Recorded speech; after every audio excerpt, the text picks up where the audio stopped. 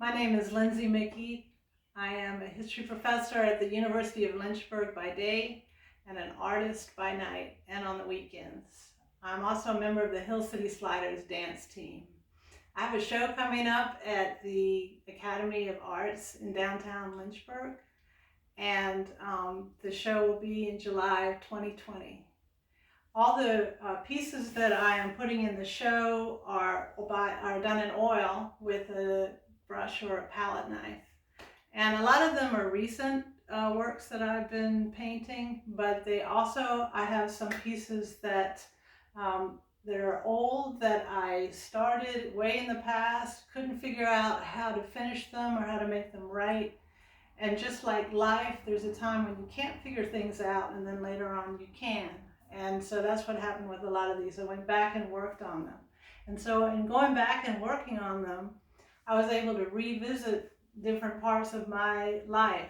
For example, there's some here that are from the time that I taught art in the prison system in Virginia. And then there's some, for example, this one from the time that I spent in South Africa. There are landscapes from different trips that I've made around the South and in England and Scotland. And then there's some like this one that are from way back when I went down to New Orleans right after Hurricane Katrina, and spent a lot of time just meeting people and hearing their stories, and ended up doing several paintings about that. So the name of this show is Rhythm and Humanity.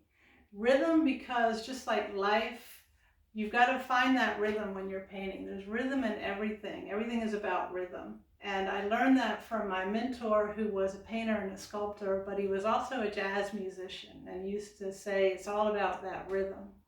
So finding that rhythm is one part of it.